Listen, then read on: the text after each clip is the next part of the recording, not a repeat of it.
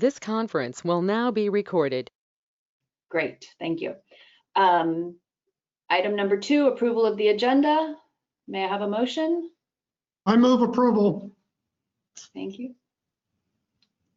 Second. Thank you. Julia, roll call. Yes, thank you. Borstein, Yes. Gaffney, Yes. Kelly, Yes. Meigs, I'm sorry, what am I agreeing to? approving the agenda. Yes. Scylla, Yes, thank you. thank you. Item number 3, open time for public to raise items not on the agenda or for future agendas. Do we have any public who wish to address the board? All right, hearing none at this time, I'll move on to agenda item number 4, consideration of approving contract change order number 2 in the amount not to exceed $169,250 for additional work on 1 Fawn Court easement sewer replacement in San Anselmo for the Laurel Grove Sewer Rehabilitation Project with Gloss Edge Engineering Incorporated. Steve or Phil or? Yes, I'll introduce the item, and Phil Benedetti is here to answer any questions the board may have on this proposal. It is time sensitive, and so we believe we should put it on today's agenda instead of waiting for October's agenda in the interest of time. To give a little background, there are several, well, let's see, about 1/3 of the district's sewer system is located on private property. That's true, 1/3 of the pipes in the system. And so they're in easements. And now and then we may have remodeling projects, construction projects on private property that interact with our sewer system. And we identify periodically opportunities to upgrade the sewer system at the same time the private property owner is disrupting the site and doing their own improvements. And they have to coordinate with us on the permitting process for the sewer system anyway. So this triggered a review earlier this year, and we actually identified an opportunity to upgrade the sewer because it not only serves the near neighborhood, but it's kind of a trunk sewer that serves about 30 homes upstream. And so in working with the landowner, we identified a window of time when we could do our upgrade from a 6-inch sewer to a more appropriately sized 8-inch sewer. And we hired Coastland Engineering to design the project at a level that was below, was less than 50,000. So we were able to move this thing forward this summer. And we have about a 6-week window. And we were going to go out to informal bids according to the board's recently adopted ordinance. But we first shared this scope with our existing contractor who's doing a very good job on Laurel Grove. And they gave us a bid, which is in the staff report, which is under the engineer's estimate. So it's very competitive. And in the interest of time and customer service, we recommend the board go ahead and approve a change order to the existing contract that is still within the allotted budget for this year for this project and takes advantage of an able and willing contractor who also has excelled in the area of public relations during the Laurel Grove project. So with all those things in consideration, we think we have a good opportunity to deal with an infrastructure asset that would probably need to be replaced in the next 10 years in any event. So we recommend that you approve this change order and that we get this work underway, which can begin as soon as next Thursday. And with that, happy to answer any questions. And if Phil, if I've left anything out, you can chime in as far as this thing coming together for the board's consideration. Thank you. Board members, any questions? Tom? Yeah, I see that the biggest part of the cost is the linear foot cost, 534 feet, and the cost per foot is $275 a foot. Is that a good price? Yeah, that's actually a pretty good question. There's a lot of things that they've lumped into that per foot cost, but even considering everything that they've tied into that, that's still a very reasonable cost. Yeah, for the district, average expected in that department, I believe 275 is kind of middle of the road, but for just bursting as a line item, and then when you factor in everything that they've added in there, including pavement restoration, it's a very good price. Okay, and this contractor won the Laurel Grove price on a bid basis? Did Gossage win on a bid basis? So they were a Yes. low bidder already. Yes. Okay. Okay, Pam, I saw, Tom, are you done? Yes. Okay, Pam, I saw your hand. Thank you. Mhm. So the pipe bursting, is that with our pipe bursting equipment, or I just needed to ask a little bit more about the pipe bursting? No, this is a glossage pipe bursting, and that's the main method of sewer rehabilitation in the Laurel Grove project. But we have pipe bursting equipment, correct? It hasn't been in use for years, and it's in, but we do have some in the warehouse, but we don't use it. Why is that? Because we don't have a use for it. We don't conduct pipe bursting. Well, we used to. We spent over $600,000 from my memory. And that's why I was kind of curious why we're not using our own equipment. I don't believe that we're equipped to burst up to this size, so we're going from a 6-inch to a 8-inch pipe.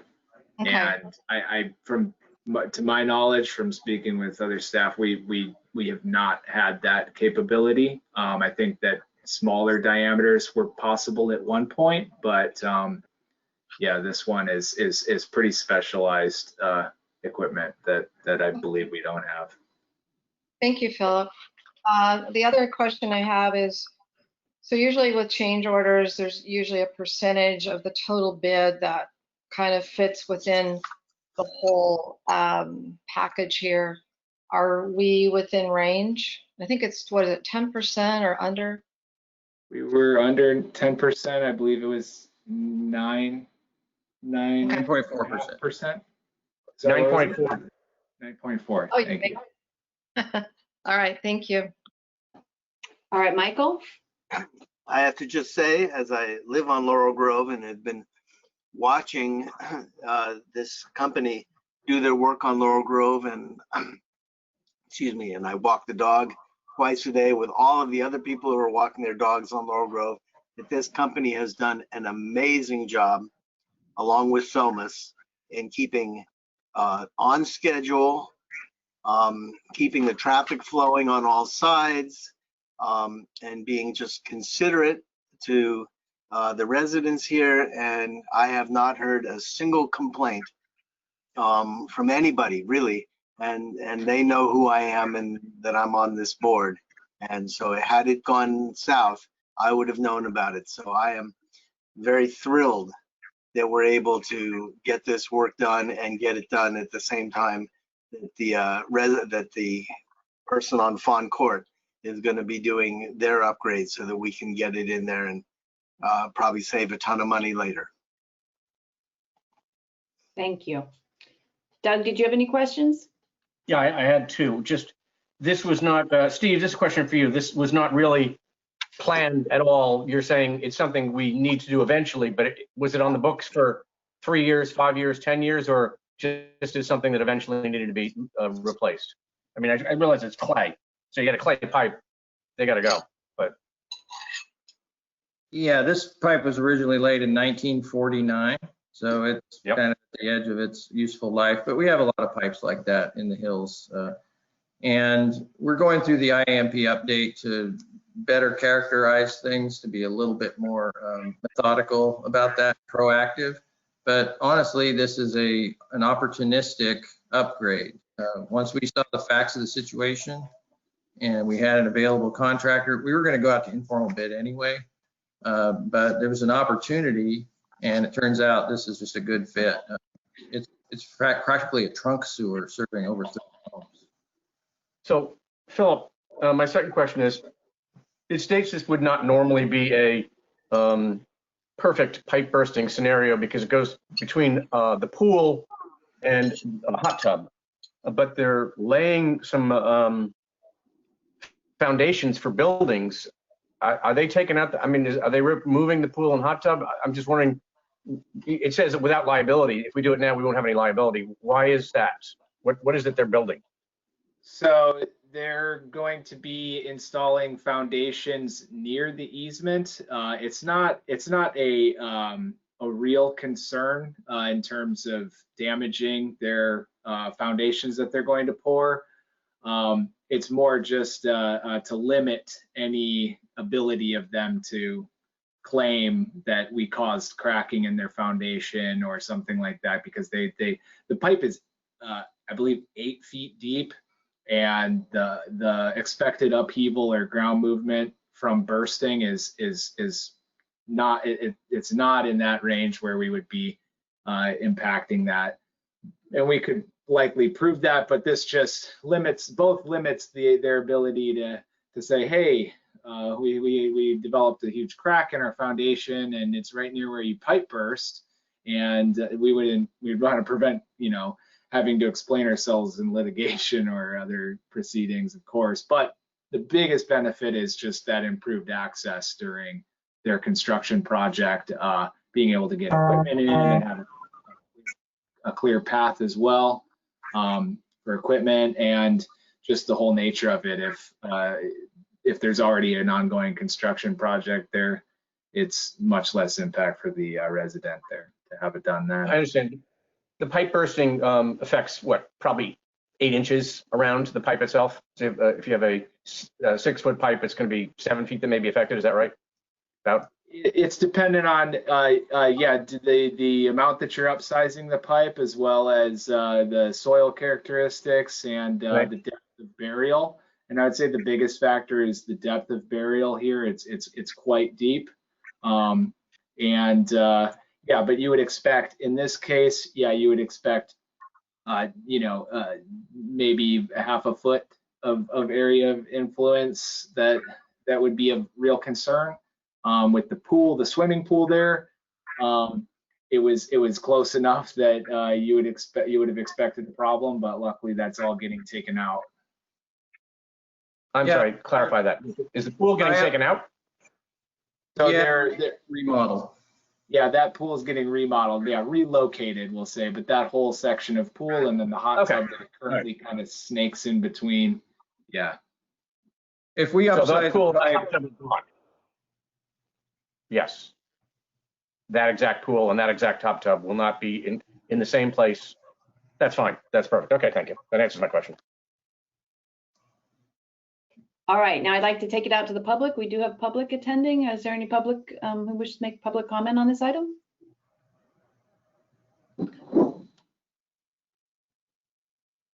All right, hearing none, I'll take it back. I'd like to make a motion. Okay, thank you, Michael. I'd like to make a motion that we approve contract change order number 2 in the amount not to exceed $169,250 for additional work on 1 Fawn Court and 220 Fawn Drive in San Anselmo for the Laurel Grove Sewer Rehabilitation Project with Glossage Engineering, Inc. Do I have a second? I'll second that. Okay, we've got Doug and Tom in a tie. Okay, we'll give it to Doug.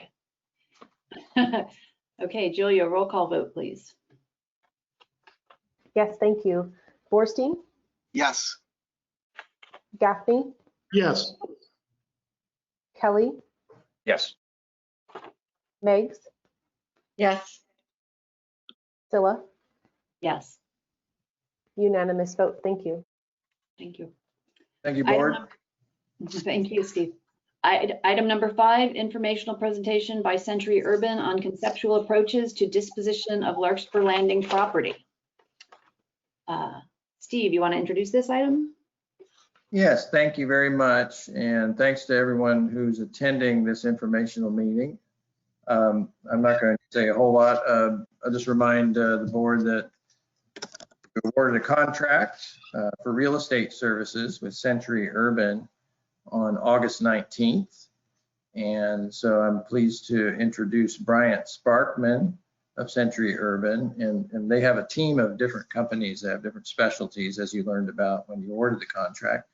And so I'm introducing Bryant Sparkman of Century Urban, who will present some information on potential ways that the board can handle disposition of the Larkspur Landing property now that it's been cleaned up to EPA standards.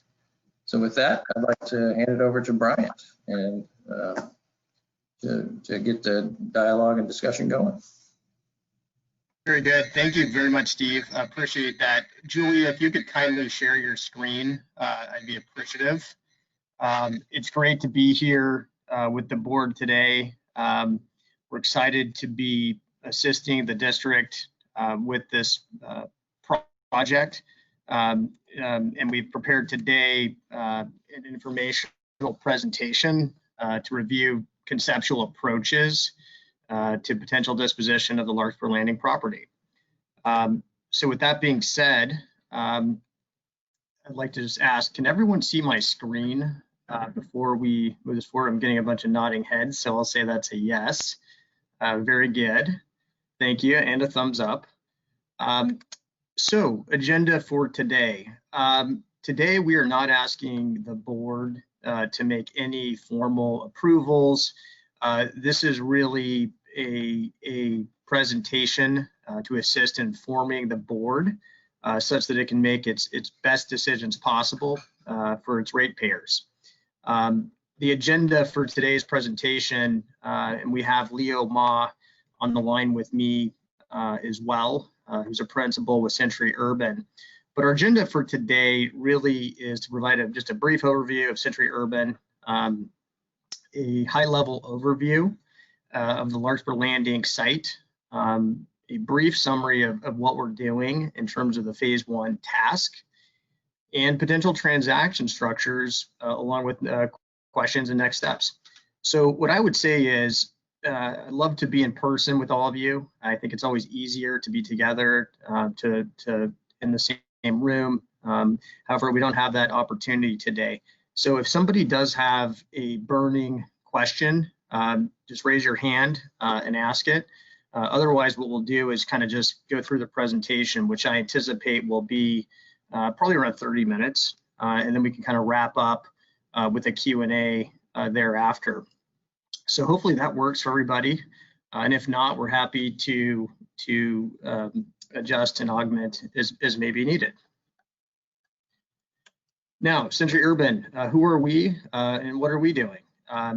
As the board knows, Century Urban is a full service real estate economic consulting and investment firm, providing on-call and as needed services to our clients throughout the Bay Area.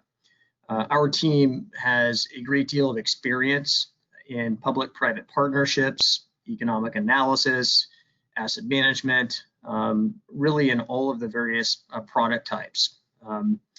Our project team will support the district with economic analysis, fiscal impacts, along with transaction structuring, and potential selection of a third-party private developer down the road.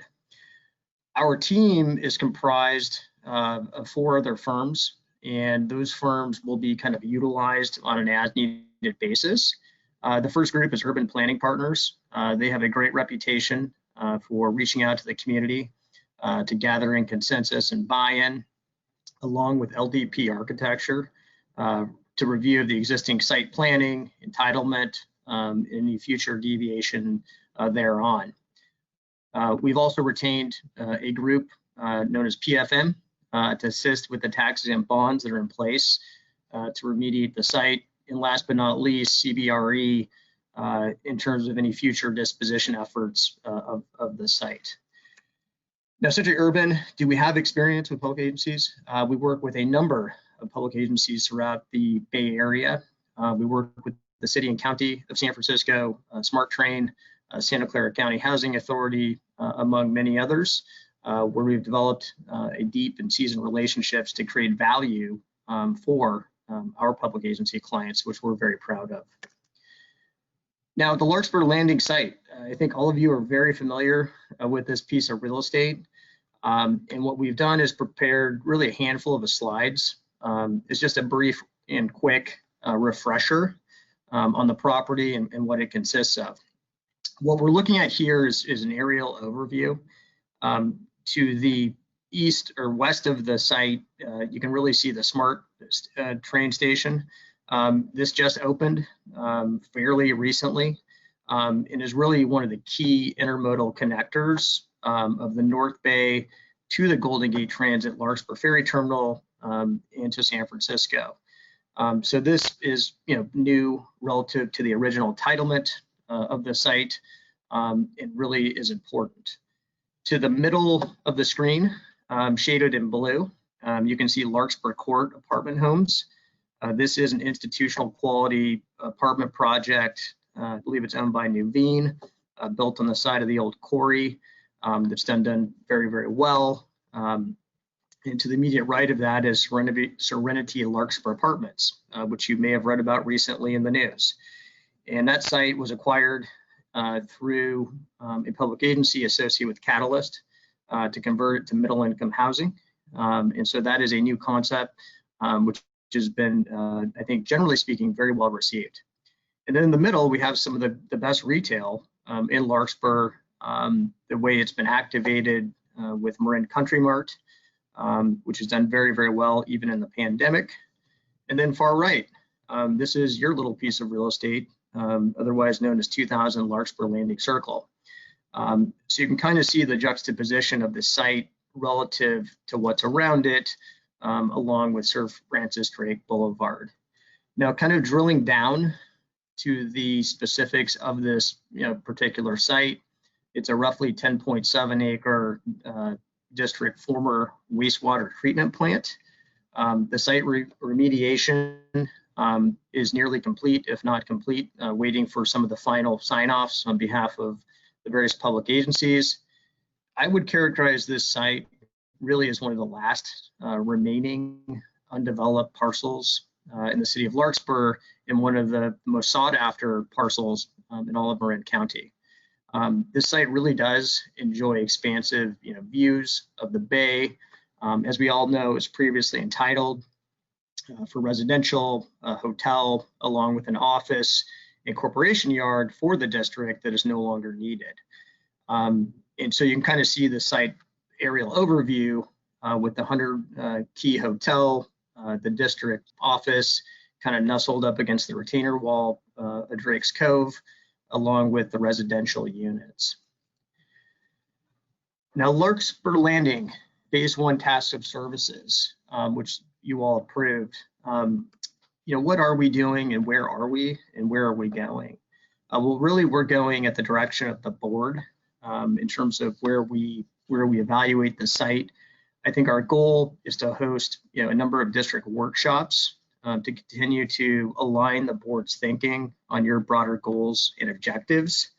I think the gray box that's highlighted here today is really the review and evaluation of select transaction structures. And some of those we'll review in great detail, but that may include an option to ground lease the land to a third-party developer, where you would maintain ownership of the fee simple interest of the land. It could be an option to purchase the land, subject to final approval of all the public agreements and documents, or it could be a joint venture partnership, although that's not common with public agencies. I think one of the things we'll be exploring further as we go through this process is the community outreach. How do we interact with the community? How do we get the community to continue to support the project? And I think part and parcel with that is review of existing site planning and entitlement, along with evaluation of risk, benefit, and value. So we are going to continue to work with the board and staff to make sure that the district is making an informed decision to benefit its ratepayers. Ultimately, this will lead to a developer RFQ and RFP selection process as we advance these efforts together. Now, step one in this process is really continuing to evaluate transaction structures. Transaction structures will really involve a number of very key ingredients that we'll work through together. But first and foremost, it will be supporting the district's mission, having a partnership approach, along with leveraging the expertise of a third-party developer who knows this product type, knows the community, and knows how to do this in a thoughtful way, along with the proper risk allocation, timeline, and shared goals and objectives. A lot of these are somewhat obvious, but these will be key considerations as this effort is advanced. Now, today, I think we're going to look at and focus on 4 different options. Option A will be the option to enter into a ground lease, which is a common transaction structure for public agencies who want to retain ownership of the land and generate ongoing future revenue or ground rent. And this would be for mission-serving uses to fund your operations, whether it be utilized for debt service and future taxes and bonds. But this is a very tried and true and recommended approach. Option B would really be an option to enter into a purchase agreement.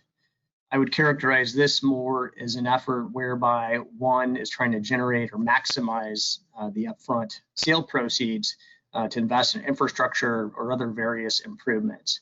Again, this is also a somewhat tried and true transaction structure, but less commonly used by public agencies than an option to enter into a ground lease.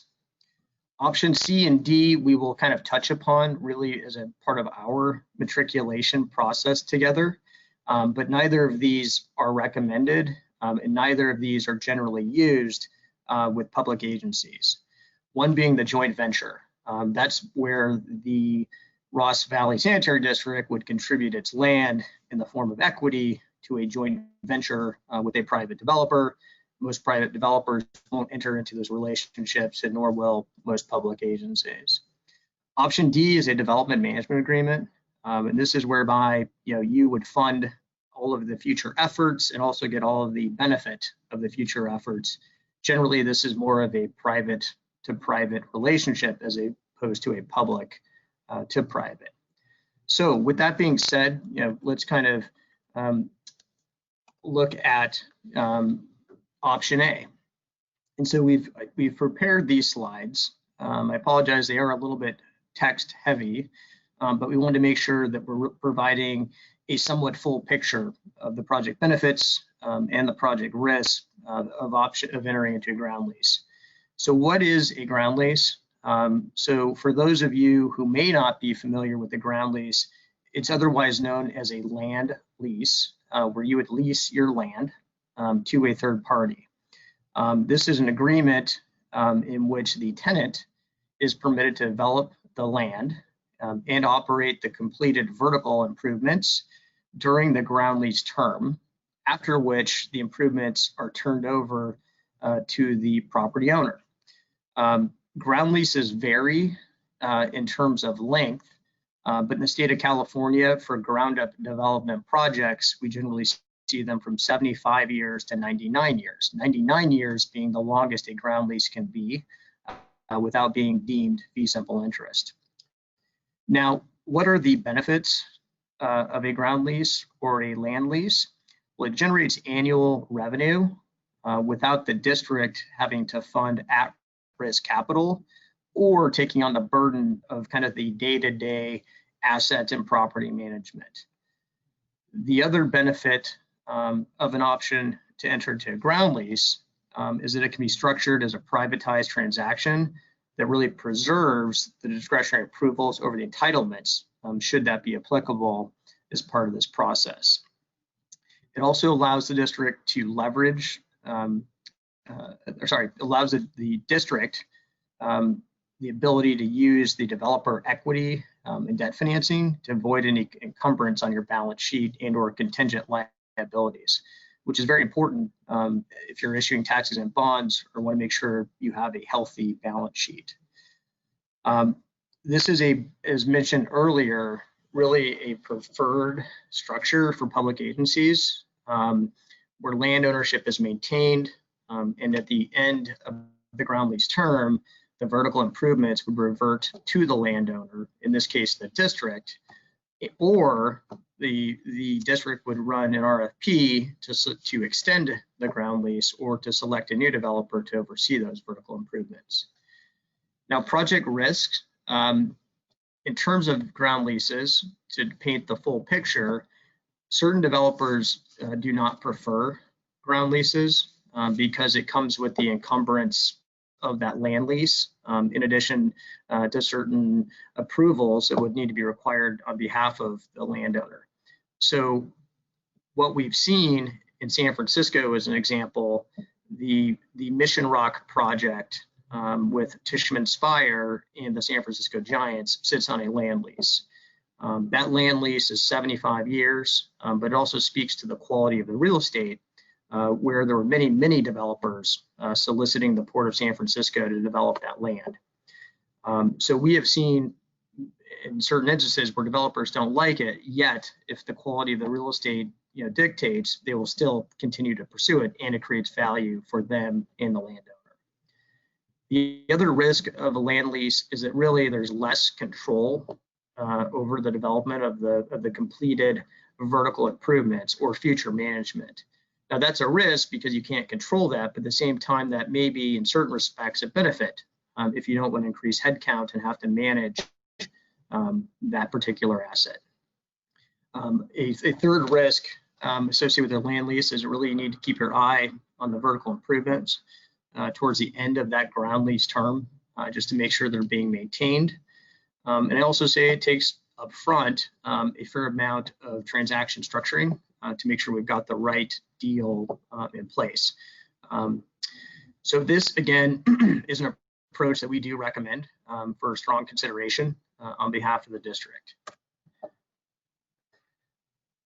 Now moving on to option B, which is similar to the former arrangement at the site with the last developer, is option B, which really is an option to enter into a purchase agreement. This is an agreement between two parties that provides the right, but not the obligation, for the developer to acquire the asset or assets at an agreed upon price at some point in the future. The benefits are that the district would retain ownership of the land until the entitlements are secured, a developer exercises its option to purchase. And it probably goes without saying, and the land value is maximized. These can also be structured to limit, similar to a ground lease, any at-risk, quote-unquote, at-risk capital, such that all funding is provided by that developer. Reason being, most public agencies don't have a bunch of money sitting around in which they're going to fund this money.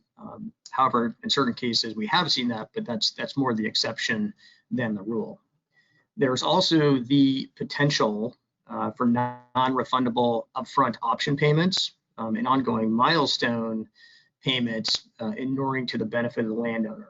We have structured several of these deals where each year the developer puts up an additional deposit. And really that vests the developer to the project, and they are paying for that in exchange to tie up the land. There's also, to the benefit of the landowner, select major decision approval rights during the entitlement period, such that we've set up the business plan, and if they deviate from the business plan, then they need to come back to the landowner for approvals.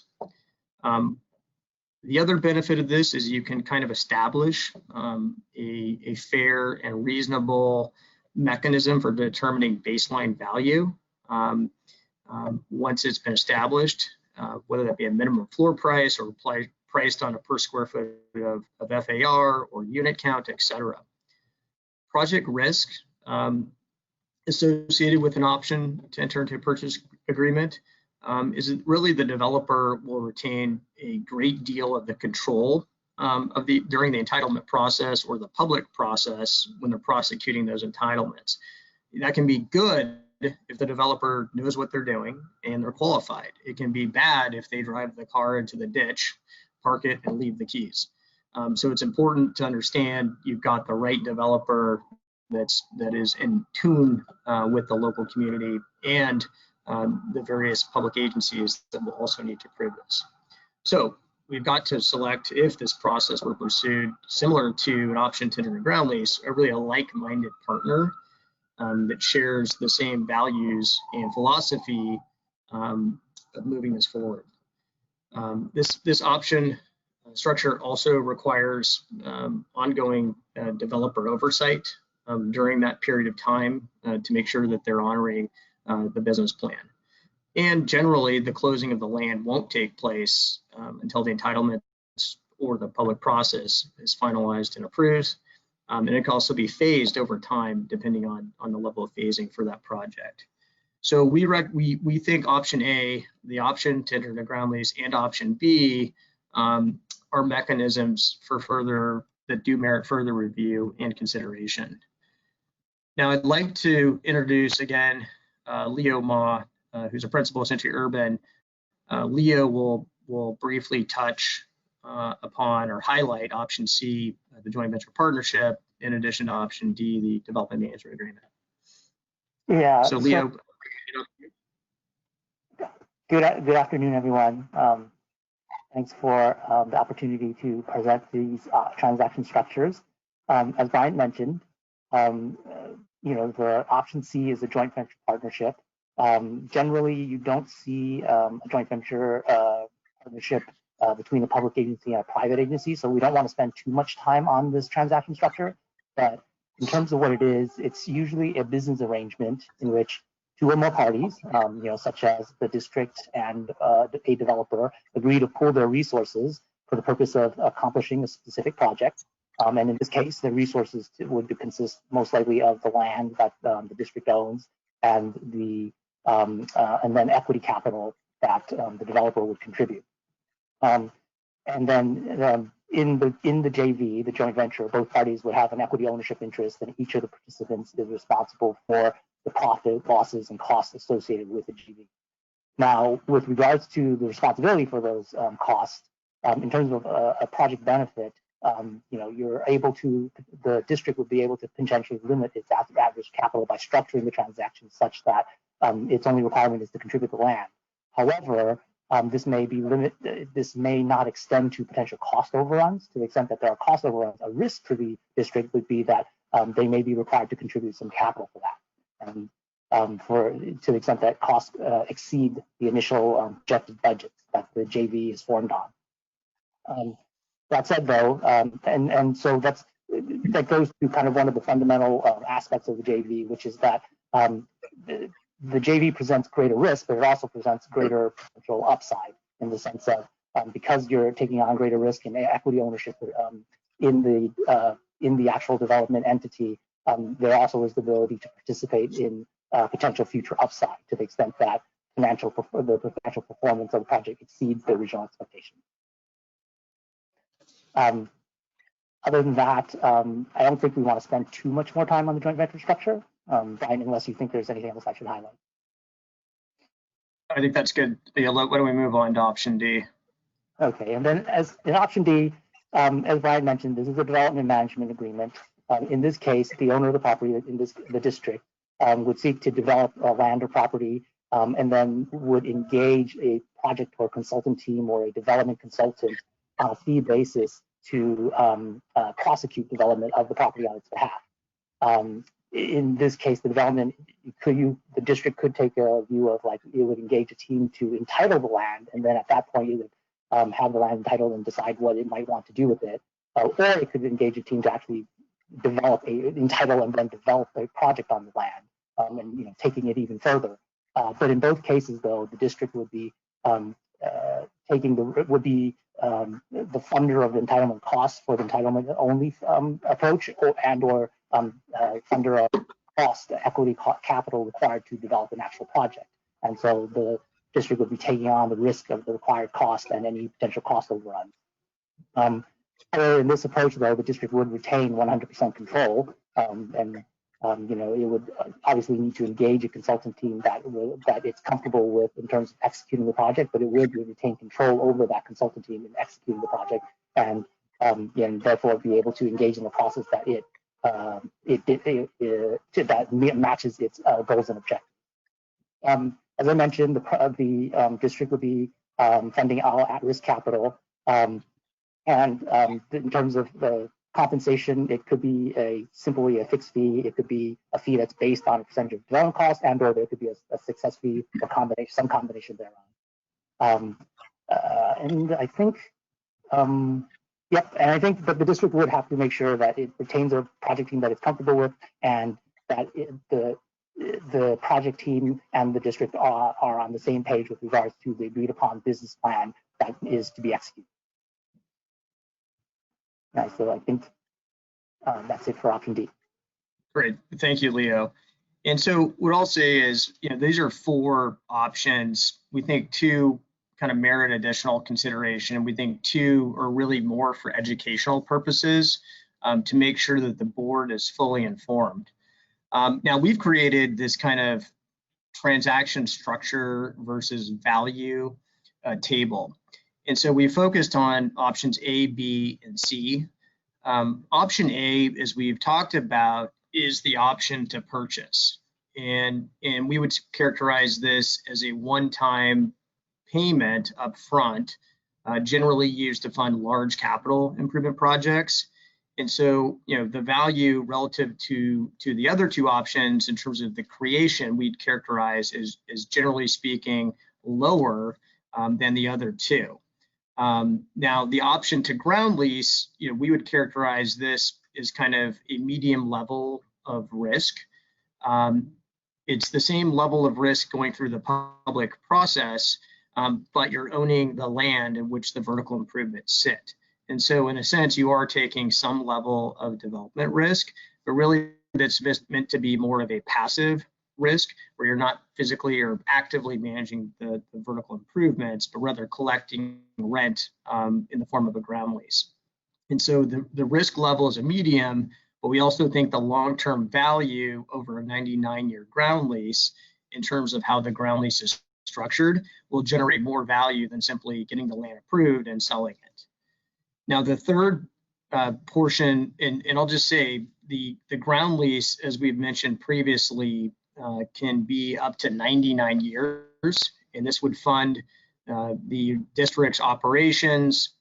If the district were to need some form of future capital improvements, you could really rely and leverage that revenue such that you could issue tax-exempt bonds. So really, this is more of a predictable and steady revenue stream for the district as it moves forward to maintain its operations. The third level or third transaction structure that we're looking at here is the equity joint venture. We would characterize this as a very high risk, where the district would receive equity cash flow from operations in addition to future sales. The biggest risk being the timeline. The timeline will really be controlled by the developer, as the district would be a minority equity owner and generally not have the control rights. However, it would give the opportunity of the district to participate in more of the financial upside. But again, this wouldn't be necessarily in the position where the district was calling the shots or had the control. And so this is meant to be really an illustrative example of the risk relative to the value creation for these 3 particular options. Now, this is really our last kind of substantive slide here for today's presentation. And what this is a transaction structure comparison where we're looking at option A, B, and C. What we'd say is the option to ground lease and the option to purchase from a risk level are generally, I would characterize them both as being on the low end versus a joint venture on the high end, that being a red.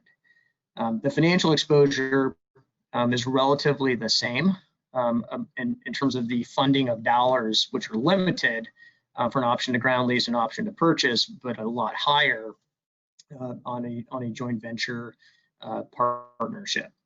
In terms of market and development risk, we would characterize it as generally a medium for option A low for option B, and a very high for option C. Now, one of also the key considerations will be the commitment from staff and the board. The district is not a real estate operating company or a developer, and nor have they pretended to be. And as such, we want to set this up in a way where it can be managed in a low touch capacity. And we think both option A and option B will present that option where it won't require increasing headcount or create incremental burden on staff. Versus a joint venture, we think that would be very high.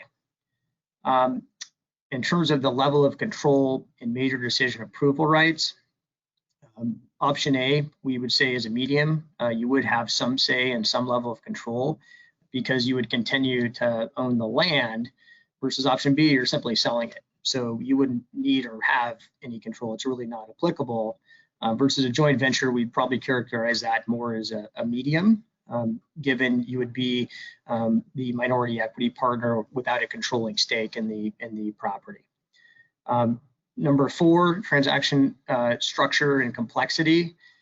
Option A, we'd kind of give it a medium. A joint negotiating a ground lease takes a little bit more work than a purchase agreement, but it's a tried and true mechanism. There are templates in place, and we know it's achievable.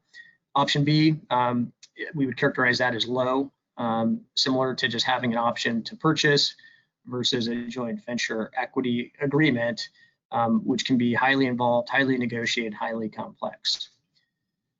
Number 5, this is a very important element, is really the recurring revenue and cash flow. An option to ground lease, as we talked about, could be up to 99 years, and that revenue would grow over time. And so we view that as high, which is very good, versus an option to purchase. You're simply selling the land for kind of a one-time upfront payment, and then that asset would be sold and monetized with no future recurring revenue. And a joint venture, recurring revenue and cash flow would also be high, but also comes with that additional risk that we've talked about. I think I'm going to skip to number 7, and we've talked about this as well, but option A is really the annual revenue being generated by the asset. Option B, one-time payment, versus option C, the JV, is annual income with some upside, but also predicated on your negotiations with that developer. And number 8, many public agencies just don't want to sell land, because once they sell it, the chances of them getting that land back are very slim, because they don't have the capital or ability to acquire it. And so option A, the option to enter into a ground lease, will allow you to maintain ownership of that land, and let a private developer fund, build, and pay for and manage any of the vertical improvements on top of that land, whether that be a hotel, an apartment building, or an office building, et cetera. Versus option B, you would just sell the land at some point down the road, and then option C, which is a partial ownership. So with that being said, in terms of number 9, the district under option A would be, a long-term owner of the land, but only as a ground lessor. Versus option B, you're selling it, and then option C, a JV partner. So last but not least, at-risk district land or capital requirement. Option A is really the best of both worlds. You continue to own the land, you don't have to contribute it, and there is no equity capital that's funded. And then option B, you sell the land, no capital funding. For option C, you contribute the land and potentially capital in the future. So I think taking a step back, I think as we've discussed, option A and option B are both very viable, tried and true mechanisms for public agencies. I think if you're looking to secure long-term predictable revenue to fund your operations and or debt service, option A is probably very much in keeping with what you want to do. Now, option B, if you had some form of a large infrastructure improvement project or multiple projects for that matter, you'd want to kind of go through and revisit, do we need that capital? And if so, that would be a good option. And then last but not least, the joint venture, we're showing it here for illustrative purposes. But if I would say, if you're willing to roll the dice, to fund some equity capital and you wanted upside, that would be something to consider as part of this process. So again, there's no decision kind of making today. This is really meant to be an informative discussion, a matriculation process, as a workshop to kind of review and understand the various options that are available for your consideration. So I know this has been a little long-winded. We've probably thrown a lot at you here in a very short period of time. And so I'd like to pause and hand back over to Steve and Felicia, in addition to you, the board members, to make sure we're answering your questions as we navigate this process together. Good. Thank you, Bryant. I'd like to give this back to the president, Mary Stella, to go ahead and maybe manage the board questions and discussion, and then we can hear from interested public. That sound good? Sure, yeah. First of all, I had a couple questions. I know that there's a legal requirement that if we sell the property, we need to offer it to governmental entities first, or at least I think that's true. Is there a similar requirement if we lease it, get into a long-term lease? Do we need to go offer it? I guess that might be a question for Andrea. Not that I'm aware of, but I haven't looked into it specifically. There is definitely the requirement for when you're selling surplus property. Okay. Thank you. Okay, board members, any questions? I'm sure you do. Pam. Yeah, I would just like to get a copy of this. It's a lot of information to think about, and I'm hoping we can put this on our website for the public. Is that possible? I see a lot of nods, so yes, I'm sure it is. Thank you. Okay, that's it for now. Okay. Tom, I see you're unmuted. Do you have a question? I did. Let's see. Okay, on the, can you hear me? Mm-hmm. Yeah. On the option for a ground lease, you could also later sell that ground lease, correct? That is correct, Tom. You could sell your ground lease. It's called a capitalized ground lease, where you would market the land. The value of the land would be predicated on the cash flows being generated to the benefit of the district, but absolutely you can do that.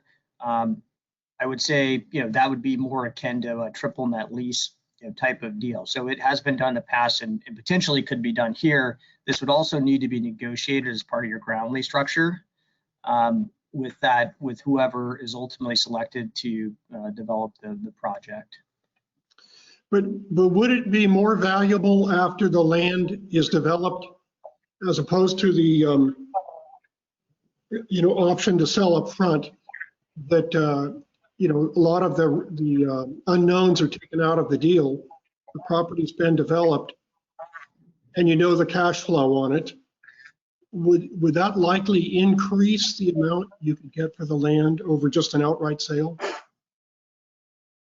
I would say that's a great question, and I think a lot of that really will be predicated on what ultimately is built at the site and what do the approvals look like.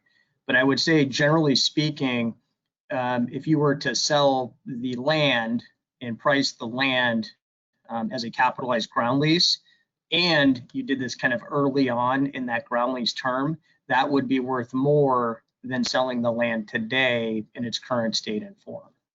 Yeah. Yeah, Tom, sorry, I'm sorry to interrupt, but I think that the answer, what you're looking for in terms of the answer to your question, is all things being equal. If your underwriting is correct, then once the project is completed, potential investors or purchasers of the ground lease interest at that point would view it as less risk. So, therefore there should be inherently more value. Yeah. So if we did a, let's see, option to ground lease, what has to happen? It has to go through Larkspur, has to, I don't know, approve a development plan. Is that correct? That's right. You would have to go through all of the, for any form of this project. There's a mitigated negative declaration, an MND, that's been approved, but ultimately we need final sign off from all of the various kind of public agencies to move this forward. There's been a negative deck approved for the previous project. Is that what you're saying? Yes, that is our understanding. Okay, but wouldn't that be changed because the district doesn't need office space now? So I think that's part of our process together as we navigate this. How do we look at the opening up the entitlements versus keeping what's in place? So you raise a very good point, and that's going to be further explored as we move this process along. But I would say all else being equal, those entitlements are of, call it 10 years ago. The smart train wasn't there 10 years ago. And so, that's a question for the district in terms of how do they view the entitlement. Also the Marin Airport stops right there as well. Yeah, it does, right in front of Marin Country Mart. Yeah. Okay. That's all, Mary. Thank you. Any other board members before we go out to the public? And again, this is just informational. Yeah, Doug? Mary. Yeah, Yeah. go ahead. A couple questions. I just missed what Brian said at the end of his earlier part of the conversation.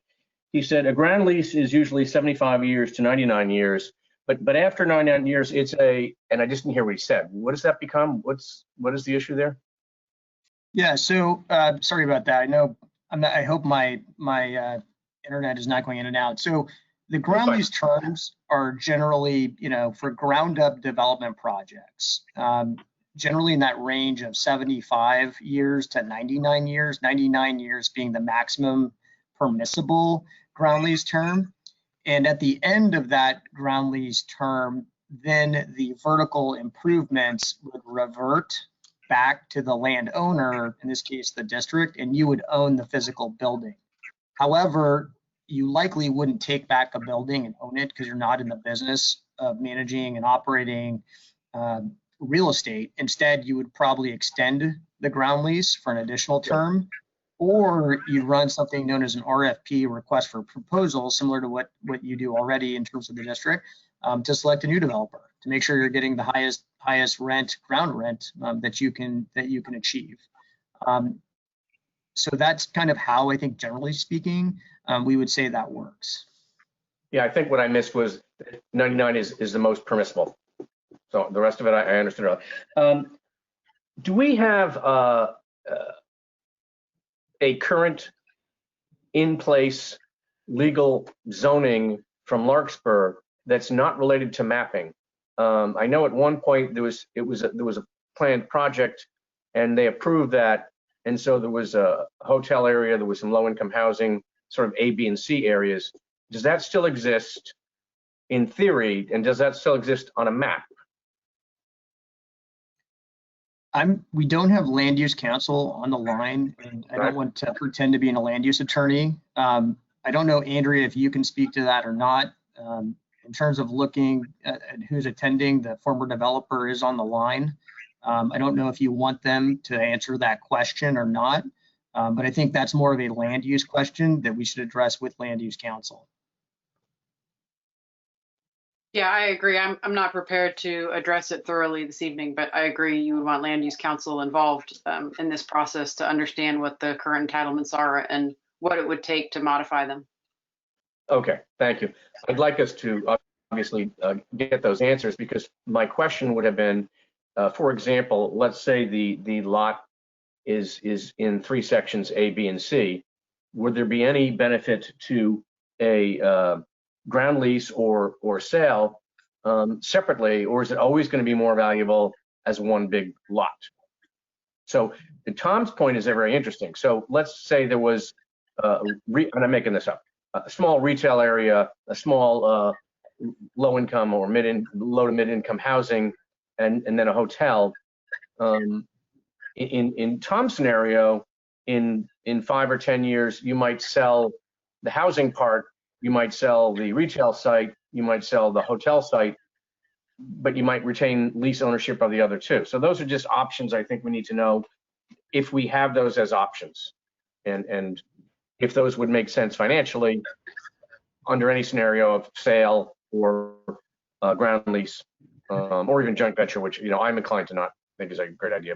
But yeah, I love your strategic thinking and approach on this, and I will say there's also not necessarily a one size fits all in terms of ground leases, meaning you could have a partially prepaid ground lease where there's a big upfront payment and then a portion of it is ongoing annual revenue. Depending on how the site is mapped and the legal parcel numbers, you could sell one parcel and ground lease the other two. So I think all of that is a possibility, but I also think we should evaluate that with proper land use counsel.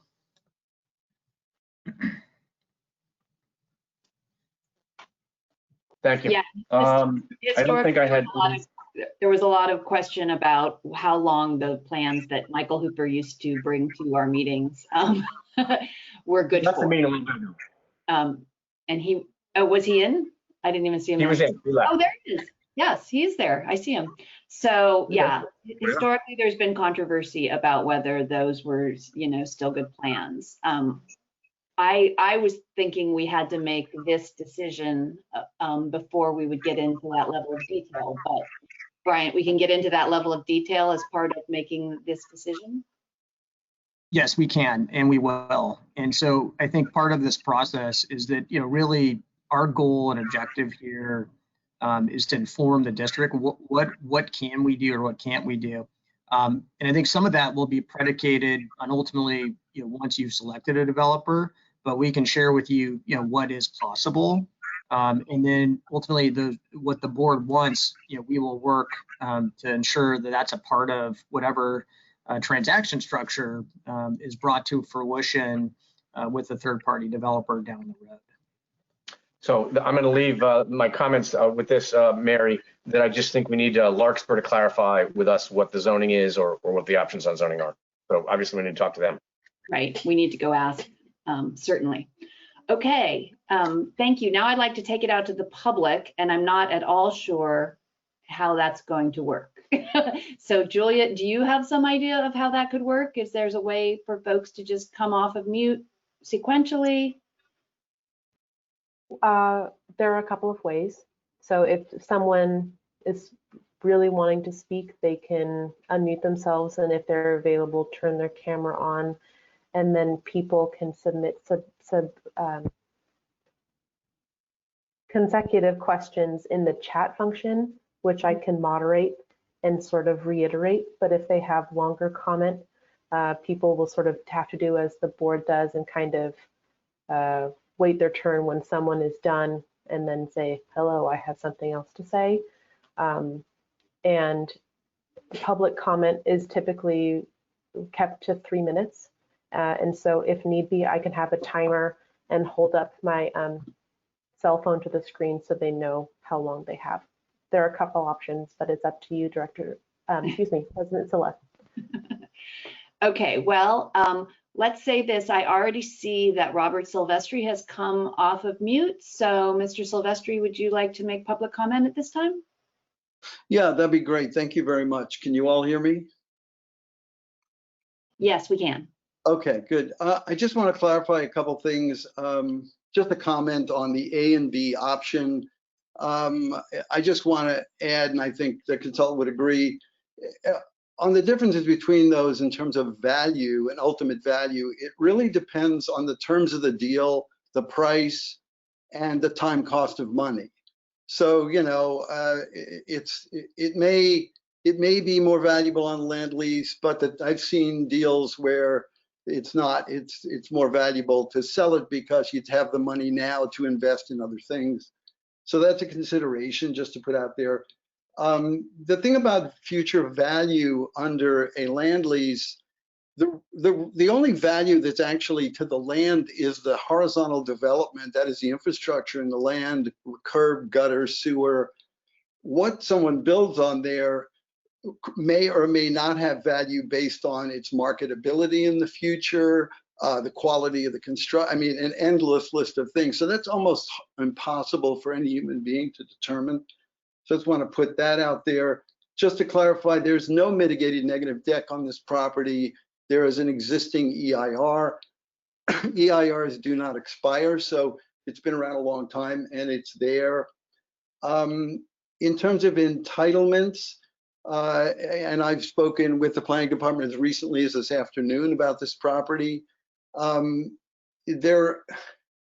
Any entitlements will be subject to the new general plan, which is now being written, is about to be published. So it's a little bit in flux. That takes us to the zoning. The last thing I want to comment on is the zoning question. The map that was on this property and the uses has been vacated. It no longer exists. This property is not mapped. Anyone who develops it will have to map the property. That is a separate public process. So when you ask about one section or another, you would have to create your own subdivision to do that, go through a mapping process and decide what was going to happen. Or the developer could do the mapping process if you decided to retain one portion but land lease another portion, or sell one portion, or whatever. But anyway, that's a separate process. Also, the old development proposal is gone. It is no longer valid. It lapsed. It is also subject to a new map. The old plan, the old drawing that they showed in their slide has no validity at all. As far as the uses go, I will tell you that my impression, and it's just my impression, certainly I totally agree with the consultant that you need a land use attorney to go talk to the city, which I've been doing for 4 or 5 years. But I think that generally the general plan looks like it's shaping up to want the same uses. That would generally, the uses are there, but I think there's more flexibility now, probably because the city, certain people in the area who've made major investments would not be happy with competing retail there, for instance, as you can guess. And office space right now, anybody building it would have to be crazy. So it's, some things are marketed, so I think it still leaves it in the realm that was there, which is a hotel's very profitable for the city. And housing is something they have to do. They have it in their arena, in their housing element, to have 126 units there, so they can't take that back. That may even increase. And so, there's a lot of laws have been passed. There's a lot of things that happen, and I agree a land use attorney would be a good thing. And I just would also suggest that I think it would help everybody if the RVSD, last thing I'll say, got an appraisal of the property after that information was generally available, because appraisal is dependent on what you can build on it. There are no entitlements, so it's kind of a chicken and egg thing. And you won't have entitlements until the city council slams down the gavel and says you've got them, and that could be, depending on the development, the proposal, whether it fits the city's needs or doesn't. It could either be very quickly or it could be a long, long time. So anyway, thank you for listening. Those are my contributions. Hope they help. Thank you. That was really useful public comment, I believe. Any other public want to just come off of mute and I'll be able to see that?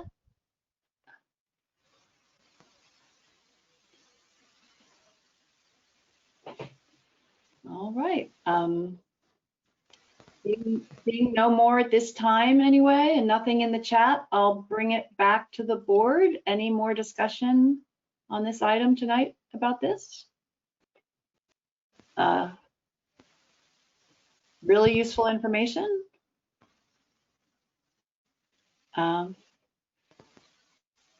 Okay, if no final comments, I'll adjourn this meeting. Thank you all very much. Good night. Thank you, everyone. We'll post this presentation on the Larkspur Landing property information portion of our website. It'll be up there as soon as possible. And the meeting too, a video of the meeting. The video of the meeting will be on the agendas and minutes page as soon as it's processed. Great, thank you so much. Thank you. Thanks all. Good night. Good Good night. night. Thank you. Right.